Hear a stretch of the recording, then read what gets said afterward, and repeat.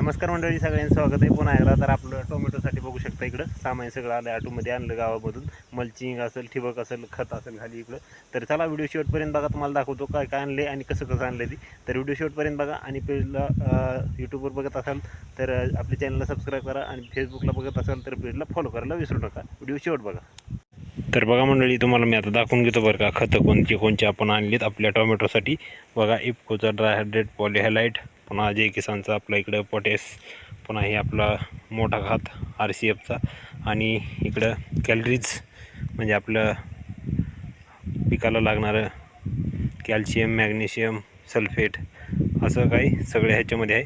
आणि मित्रांनो इकडं बघा, मल्चिंग 4 बंडल आणलीत. हे बघू शकता, इथं बघू शकता ही अशा पद्धतीनं मल्चिंग आहे. बघा, कोठारीचं आणलेलं आहे. आणि ही आपलं इरिगेशन बघा, अशा पद्धतीनं आपण 1 2 3 4 5 आणि अजून एक आहे, म्हणजे 6 बंडल आणलेत आपण जवळजवळ अर्धा एकरासाठी.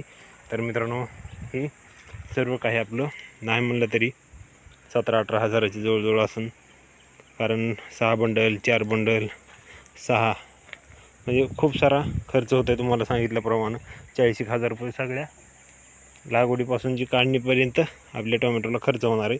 आणि हे बघू शकता, ह्याची साईज 20x4x40 अशा पद्धतीचं हे आणि लेंथ 250 मीटर असं असतं आहे ह्याचं. म्हणजे ह्याच्यामध्ये 250 मीटर निघतं आहे एका ठिबकमध्ये.